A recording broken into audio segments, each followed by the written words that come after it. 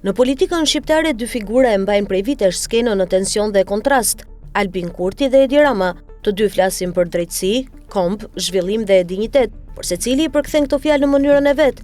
Si dy hemisfera të së njëjtës gjuhë, ata ndahen jo vetëm nga kufiri, por nga mënyra se si e shohin vetveten në raport me pushtetin dhe publikun. Sot nuk do të merren me bëmat e tyre, por me stilet dhe orientimin e tyre politik. Kurti është njeriu i fjalës së përmbajtur, ai flet ngadalë, me pauza të menduara, si profesor që kërkon ta udhëheq logjikën e dëgjuesit, jo emocionin e tij. Retorikën e ka të pastër, pa ornament, shpesh e thatë në formë, por e ngarkuar me ndershmëri. Ai e ndjen politikën si detyrim moral, jo si spektakël. Kur flet për drejtësinë, i ndrit një zjarr i brendshëm në sy, por ky zjarr nuk shpërthen kurrë në flak, sepse ai e ruan me disiplinë.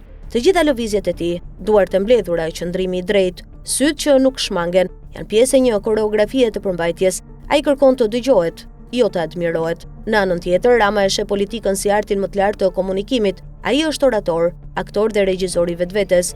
Fjalimi i tij është performancë. Çdo metaforë është goditje, çdo batut është shigjet. Ai e përdor gjuhën si piktor që përzien ngjyrat në kanavac, për efekt, për ndjenjë, për dramë. Kurti kërkon të bind me ide, Rama me imazh. Kurti kërkon të ndërtojë një rend të ri, Rama ta menaxhoj kaosin me elegancë. Në gjuhën e trupit kjo ndarje është edhe më e qartë. Kurti qëndron si në një karrige të ftohtë akademike, trup drejt, duar të palëvizshme, fytyrë përqendruar. Rama qëndron si në sken, duar që lëvizin gjerësisht, trup që përkulet drejt audiencës, sy që kërkojnë dominim. Kurti është simboli i përmbajtjes, Rama i ekspresionit.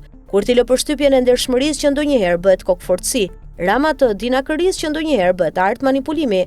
Shtrëngimi i duarve mes tyre është metafora e marrëdhënies së tyre.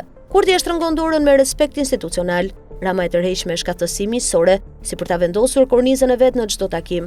Në fotografi Rama kërkon këndin, Kurti ruan dinjitetin, njëri sundon skenën, tjetri mbron parimin. Në thelb janë dy filozofi të pushtetit. Kurti beson se forca vjen nga e drejta, Rama se e drejta vjen nga aftësia për ta ushtruar forcën. Kurti është dogmatik në parim, Rama fleksibël në qëllim. Kurti beson se populli duhet ta mësojë lirin, Rama se duhet ta ndjejë. Ndoshta kjo është arsyeja pse njëri shihet si simbol i idealizmit, tjetri si mjeshtër i real politikës. Por përtej kontrasteve ka një vit të përbashkët. Të dy janë produkte të një hapësire shqiptare që kërkon liderin si figurë morale dhe emocionale në të njëjtën kohë. Njëri ofron etikën, tjetri estetikën e pushtetit. Dhe ndoshta pikërisht këtu qëndron drama jon politike, ndërmjet njeriu që kërkon të jetë i drejtë dhe atij që kërkon të jetë i efektshëm. Në fund Rama flet përmes metaforave, Kurti përmes parimeve. Rama prek emocionin, Kurti ndërton argumentin. Njëri luan me dritën, tjetri mat hijen. Në një botë ideale, ndoshta Shqipëria dhe Kosova do të kishin nevojë për një përzierje të dyve, ndershmërisë stoike të Kurtit dhe inteligjencën teatrale të Ramës, por politika, si gjithmonë, është arti të pamundshmes. Ajo prodhon kontrast, jo harmonizim. Derisa njëri mbetet portreti ftohtë i dinjitetit dhe tjetri tabloja e ngrohtë e pushtetit, historia jon politike do të vazhdojë të lëkundet mes dy skajeve të së njëjtës pyetje: a është më i vlefshëm ai që nuk gënjen, apo ai që di si ta thotë të pavërtetën me stil? Ka më shumë se 20 vite që kam shkruar një artikull me titull Egalitarizëm apo efikasitet, një dilemë që aso kohë i atribuoi dy vizioneve për të ardhmen e Kosovës, njërës të ashtu quajtur vije luftës dhe tjetrës të partive që vetë diferencoheshin si qytetare, që atëherë realiteti ka ndryshuar shumë në Kosovë, në Shqipëri dhe në përgjithësi, në hapësirën shqiptare të Ballkanit. Ka ndryshuar edhe gjeopolitika e rajonit në ndrysnitë e revolucionit teknologjik, shkencor dhe energjetik.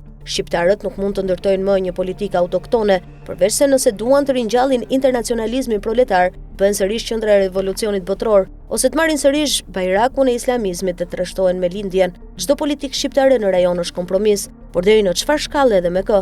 Dikush ka thënë se progresi varet nga të parësyeshmit, pasi ata përpiqen ta ndryshojnë botën sipas nevojave të veta, ndërsa të arsyeshmit përshtaten parimet apo interesi. Do të shohim gjithsesi. Nëse nuk e ndryshojmë botën, ndoshta do duhet të mësojmë të përshtatemi.